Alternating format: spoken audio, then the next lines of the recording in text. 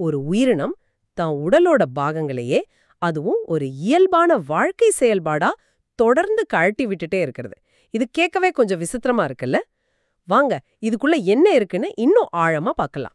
சரி, முதல்ல அடிப்படையான கேள்விக்கே வருவோம். அப்போலிசிஸ் அல்லது தற்சிதைவு அப்படின்னா என்ன? உங்ககிட்ட இருக்கிற அந்த ஸ்லைட்ல ஒரு விளக்கம் இருக்கு. அத அப்படியே வாசிக்காம அதோட சாராம்சத்தை புரிஞ்சுக்க முயற்சி பண்ணுவோம். ஆமா, அந்த ஸ்லைட்ல சொல்ற விஷயம் என்னன்னா, டீனியா சோலியம் மாதிரி நாடா புழுக்கள்ல உடலோட பின்பகுதியில வயசான, அதாவது பழுத்த கண்டங்கள் ப்ரோக்ளாட்டிட்ஸ் இருக்கும். பழுத்த கண்டங்கள், சரி. இந்த கண்டங்கள் ஒன்னொன்னாவோ இல்ல சில சமயம் ஒரு குழுவாவோ அந்த புழுவோட உடம்புல இருந்து பிரிஞ்சு போற செயல்பாடுக்கு பேர் தான் அப்போலைசிஸ். ஓஹோ, அப்போ இது ஏதோ விபத்து மாதிரி இல்ல, இது ஒரு தொடர்ச்சியான திட்டமிடப்பட்ட பிரிவு மாதிரி தெரியுது. ஆமா ஆமா. தற்சிதைவு அப்படிங்கிற வார்த்தை இத சரியா குறிக்குதா? சிதைவுனா ஏதோ அழிஞ்சு போற மாதிரி தோணுதே. அது நல்ல கேள்வி. தற்சிதைவுங்கிறது நேரடி மொழிபெயர்ப்பா இருக்கலாம். ஆனா இது அழிவு மட்டும் இல்ல. இது ஒரு விதமான, சொல்லப்போனா கள்ளட்டி விடுதல் அல்லது பிரிந்து செல்லுதல். ஓ. ஆனா இது அந்த புழுவோட வாழ்க்கை சுழற்சிக்கு ரொம்ப முக்கியம். அதனால இதை வெறும் சிதைவுன்னு பார்க்க முடியாது. இது ஒரு படைப்பாக்கத்தோட முதல் படினே சொல்லலாம். ஆமா. ஸ்லைட்ல ஒரு படமும் இருக்குன்னு நினைக்கிறேன். ஆமா, அந்த படம் ரொம்ப உதவியா இருக்கும். முதல்ல பாருங்க, அந்த புழுவோட தலைப்பகுதி, அதுக்கு பேரு ஸ்கோலெக்ஸ். பார்க்க சின்னதா இருந்தாலும் இது ரொம்ப முக்கியம். சரி. இதுல கொக்கிகள், உறிஞ்சுகள் எல்லாம் இருக்கும். இத வச்சுதான் புழு நாம சாப்பிடுற உணவு போற பாதையில, அதாவது ஓம்புயிரியோட குடல் சுவர்ல நல்லா கெட்டியா பிடிச்சுக்குது. அப்போ அது அங்கிருந்து நகராம இருக்கிறதுக்கு இந்த ஸ்கோலெக்ஸ் உதவுது. அதுக்கப்புறம் ஸ்கோலெக்ஸை தொடர்ந்து ஒரு சின்ன குறுகலான கழுத்து பகுதி இருக்கு. இதுதான் அந்த புழுவோட ஒரு மாதிரி வளர்ச்சி மையம் மாதிரி. வளர்ச்சி மையமா? ஆமா, இங்க இருந்து தான் புது புது கண்டங்கள் உருவாகிட்டே இருக்கும். கண்டங்களா? அப்படின்னா கழுத்தை தொடர்ந்து வர்ற நீளமான தட்டையான உடம்பு முழுவதுமே சின்ன சின்ன பெட்டி மாதிரி அடுக்கி வச்ச மாதிரி இருக்கும். இந்த ஒவ்வொரு பெட்டி மாதிரி அமைப்புக்கு பேர் தான் கண்டம் அல்லது ப்ரோக்ளாட்டிட். ப்ரோக்ளாட்டிட். ஓ. இந்த கண்டங்கள் சேர்ந்த மொத்த நீளமான உடம்பு பகுதிக்கு பேரு ஸ்ட்ரோஃபிலா. நீங்க ஒரு சரக்கரையில் பெட்டிகளை ஒன்னோட ஒன்னு இணைச்ச மாதிரி கற்பனை பண்ணிக்கலாம். ஓ, புரியுது. ஒரு நீண்ட தொடர்வண்டி மாதிரி கழுத்து பகுதி தான் இன்ஜின், பக்கத்துல புது பெட்டிகளை சேர்க்கிற இடம் போல. ஆமா, கிட்டத்தட்ட அப்படிதான். இந்த கண்டங்கள் எல்லாமே ஒரே மாதிரி இருக்குமா? ஸ்லைட்ல வேற வேற பேரெல்லாம் இருக்குதே. முதிராத, முதிர்ந்த. இல்ல, ஒரே மாதிரி இருக்காது. அதுதான் இங்க சுவாரஸ்யமே. கழுத்து பகுதிக்கு பக்கத்துல, அதாவது உடம்போட முன்பகுதியில் இருக்கிற கண்டங்கள் முதிராத கண்டங்கள். சரி. இவை புதுசா உருவானவை. இதுக்குள்ள இனப்பெருக்க உறுப்புகள் இன்னும் முழுசா வளர்ந்திருக்காது. ஓகே, அப்ப நடுவுல நடுப்பகுதியில் இருக்கிற கண்டங்கள் முதிர்ந்த கண்டங்கள், மெச்சூர் ப்ராக்ளாட்டிட்ஸ். இதுக்குள்ள ஆண் பெண் இனப்பெருக்க உறுப்புகள் ரெண்டுமே நல்லா வளர்ந்திருக்கும். ரெண்டுமே வா? ஆமா, இந்த நாடாப்புழுக்கள் பெரும்பாலும் இருபால் உயிரிகள், ஹெர்மாப்ரோடைட்ஸ். ஒவ்வொரு முதிர்ந்த கண்டமும் கிட்டத்தட்ட ஒரு சுயமான இனப்பெருக்க யூனிட் மாதிரி செயல்பட முடியும். அது தன்னோட முட்டைகளை தானே கருவுற செஞ்சுக்க முடியும், அல்லது பக்கத்து கண்டத்தோட சேர்ந்து இனப்பெருக்கம் பண்ண முடியும். அடேங்கப்பா, ஒரு புழுவுக்குள்ளே இவ்ளோ விஷயங்களா? அப்போ கடைசி கண்டங்கள் பழுத்த கண்டங்கள்னு சொன்னீங்களே? ஆமா, கடைசியா உடம்போட பின்முனையில் இருக்கிற கண்டங்கள் தான் பழுத்த கண்டங்கள், கிராவிட் ப்ரோக்ளாட்டிட்ஸ். இதுதான் நம்ம அப்போலைசிஸ் கதைக்கு முக்கியமான பகுதி. கழுத்து பகுதியில புதுசா கண்டங்கள் உருவாக ஏற்கனவே இருந்த கண்டங்கள் கொஞ்சம் கொஞ்சமா பின்னாடி தள்ளப்படும். அதனால உடம்போட கடைசியில இருக்கிற கண்டங்கள் தான் ரொம்ப வயசானவ. பழுத்தா அப்படின்னு சொல்றீங்களே, அதுக்கு என்ன அர்த்தம்? முட்டைகளா? சரியா சொன்னீங்க. பழுத்தன்னா அவை முட்டைகளால நிரம்பி வழியுதுன்னு அர்த்தம். இந்த கண்டங்கள்ல ஆயிரக்கணக்கான, சில சமயம் லட்சக்கணக்கான கருவுட்ட முட்டைகள் இருக்கும். லட்சக்கணக்கிலா? ஆமா, முட்டைகள் உருவாகி நிரம்பின பிறகு மத்த இனப்பெருக்க உறுப்புகள் எல்லாம் கொஞ்சம் கொஞ்சமா சிதைஞ்சு போயிடும். இப்போ இந்த கண்டத்தோட ஒரே வேலை அந்த முட்டைகளை சுமந்துட்டு இருக்கிறது தான். இது ஒரு நடமாடும் முட்டை பை மாதிரி. அப்போ இந்த பழுத்த கண்டங்கள் தான் அப்போலைசிஸ் மூலமா உடம்புல இருந்து பிரியுது, அப்படிதானே? அதேதான், சரியா சொன்னீங்க. இப்போ அப்போலைசிஸ் செயல்முறையோட மையக்கருத்துக்கு வருவோம். இந்த முட்டைகள் நிரம்பின வயசான பழுத்த கண்டங்கள் உடம்போட பின்முனையிலிருந்து தொடர்ந்து கழண்டு விழும்.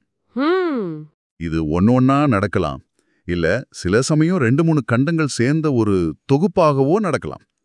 இப்படி இந்த பழுத்த கண்டங்கள் ஸ்ட்ரோபிலாவோட கடைசி பகுதியிலிருந்து வெட்டப்பட்டு அல்லது பிரிந்து போறதுக்கு பேர் தான் அப்போலிசிஸ். ஓ, அப்போ இது ஒரு தொடர்ச்சியான நிகழ்வு. புழு வளர வளர புது கண்டங்கள் உருவாக பழைய முட்டை நிரம்பிய கண்டங்க தானா கலண்டு விழுந்துட்டே இருக்கு. ஆமா. இது ஏதோ கழிவு வெளியேத்துற மாதிரி இல்ல, ஆனா ஒரு விதத்துல உடம்போட ஒரு பகுதியே போகுது. இது இது அந்த புழுவுக்கு வலி ஏற்படுத்துமா, இல்ல அது ஒரு இயல்பான விஷயமா? ஒரு புழுவுக்கு வலிக்குமான்னு கேட்கறது கொஞ்சம் அதிகம்தான், ஆனா யோசிக்க வைக்குது. நல்ல கேள்வி. புழுவுக்கு வலி நம்ம மாதிரி இருக்குமான்னு சொல்ல முடியாது. ஆனா இது அதுக்கு ஒரு இயல்பான, அவசியமான உயிரியல் செயல்பாடு. இது திட்டமிட்டே நடக்குது. ஓ, அதாவது இது ஒரு பாதிப்பா பார்க்க முடியாது. இது அந்த புழுவோட வாழ்க்கை வடிவமைப்புலயே இருக்கு. அந்த கண்டங்கள் பிரியறதுக்கு எதுவா அதோட தசைகள், இணைப்புகள்லாம் அமைஞ்சிருக்கும். இது ஒரு மென்மையான கட்டுப்படுத்தப்பட்ட பிரிவு மாதிரி தான் இருக்கும். அப்போ இந்த அப்போலைசிஸ் ஏன் நடக்குது? சரி, கண்டங்கள் பிரியுதுன்னு சொல்றீங்க. ஆனா எதுக்கு இந்த பழுத்த கண்டங்கள் உடம்புல இருந்து பிரிஞ்சு போகணும்? இதுதான் ரொம்ப முக்கியமான கேள்வி. இதுக்கு பின்னாடி இருக்கிற காரணம் அந்த நாடா புழுவோட வாழ்க்கை சுழற்சி மற்றும் இனப்பெருக்க யுக்தி. ஆமா ஆமா. அந்த பழுத்த கண்டங்கள் வெறும் பழைய பாகங்கள் இல்ல. அவை ஆயிரக்கணக்கான, லட்சக்கணக்கான அடுத்த தலைமுறைக்கான விதைகளை, அதாவது முட்டைகளை சுமந்துகிட்டு இருக்கு. சரி, அது முன்னாடியே சொன்னீங்க. அந்த முட்டைகள் அடுத்த ஓம்புயிருக்கு போகணும். அதுக்காக புழுவோட உடம்புல இருந்து வெளியே வரணும். எப்படி வெளியே வரும்? எப்படி? இந்த பழுத்த கண்டங்கள் அப்போலைசிஸ் மூலமா பிரிஞ்சு ஓம்புயிரியோட, உதாரணமா மனிதனோட மலத்தோட சேர்ந்து வெளியேறும். அட கொடுமையே! அப்போ நாம கவனிக்காமலேயே இது நடக்க வாய்ப்பு இருக்கு.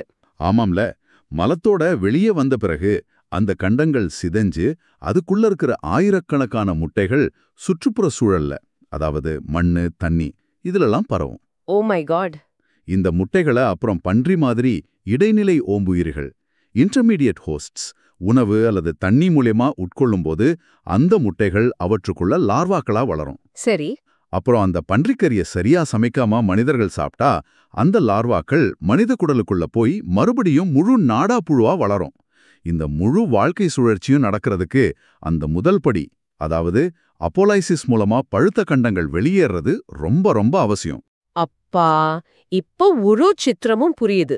அப்போ அப்போலைசிஸ் இல்லன்னா அந்த நாடா புழுவால அதோட இனத்தை பெருக்கவே முடியாது.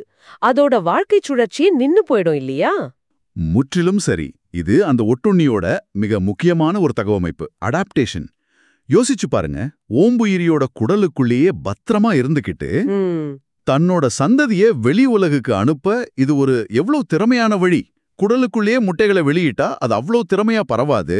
ஆனா இப்படி கண்டங்களா வெளியேறும்போது அது மலத்தோட சேர்ந்து தூரமா போய் பரவுறதுக்கான வாய்ப்பு அதிகமாகுது. இது உங்களுக்கு எப்படி தோணுது? ஒரு பக்கம் பார்த்தா இது இயற்கையோட ஒரு அசாத்தியமான வடிவமைப்பு. ஒரு உயிரினம் தன்னை தக்க வச்சுக்க எவ்வளவு சிக்கலான வழிகளை கண்டுபிடிச்சிருக்குன்னு ஆச்சரியமா இருக்கு. ஆமா. இன்னொரு பக்கம் இது ஒரு ஒட்டுண்ணி. இது நம்ம உடம்புக்குள்ள இருந்துகிட்டே இப்படி செய்யுதுன்னு நினைக்கும்போது கொஞ்சம் கொஞ்சம் அருவருப்பாவும் ஒரு மாதிரி உறுத்தலாவும் இருக்கு இல்லையா? உண்மைதான். உயிரியலை படிக்கும்போது இந்த ரெண்டு உணர்வுகளும் அடிக்கடி வரும். அருவருப்பு, பயம், அதே சமயம் ஆச்சரியம், வியப்பு. இந்த நாடாப்புழுவோட வாழ்க்கை முறை நமக்கு பாதிப்பு ஏற்படுத்துறதால நமக்கு உறுத்தலா இருக்கு. ஆனா பரிணாம பார்வையில பார்த்தா இது டிக்கத்தாகவா ஒரு வெற்றிகரமான யுக்தி. மில்லியன் கணக்கான வருஷங்களா இந்த முறையை பயன்படுத்தி இந்த வகை புழுக்கள் வாழ்ந்துட்டு இருக்கு. அந்த தொடர்ச்சியான வளர்ச்சி, உதிர்தல் செயல்பாடு பத்தி கொஞ்சம் சொல்லுங்களேன். கழுத்துல புதுசு உருவாகுது, கடைசியில பழசு விழுதுன்னு சொன்னீங்க. இது எவ்வளவு வேகமா நடக்கும்? ஒரு நாளைக்கு எத்தனை கண்டங்கள் உருவாகும் அல்லது பிரியும்? அந்த ஸ்லைட்ல இத பத்தி ஏதாவது தகவல் இருக்கா? வளர்ச்சி நிலை, ஓம்புயிரியோட உடல்நிலை, உணவு கிடைக்கிறது, இதையெல்லாம் பொறுத்து மாறுபடும். ஓ, அப்படியா? சில வகை நாடாப்புழுக்கள் ஒரு நாளைக்கு பல கண்டங்களை உருவாக்கலாம். அதே அளவு பழுத்த கண்டங்கள் பிரியவும் செய்யலாம். சில புழுக்கள் பல மீட்டர் நீளம் வரை வளரும். பல மீட்டரா? ஆமா. அப்படின்னா அதுல ஆயிரக்கணக்கான கண்டங்கள் இருக்கும். யோசிச்சு பாருங்க, அது ஒரு தொடர்ச்சியான உற்பத்தி வரிசை, அசெம்பிளி லைன் மாதிரி தான்.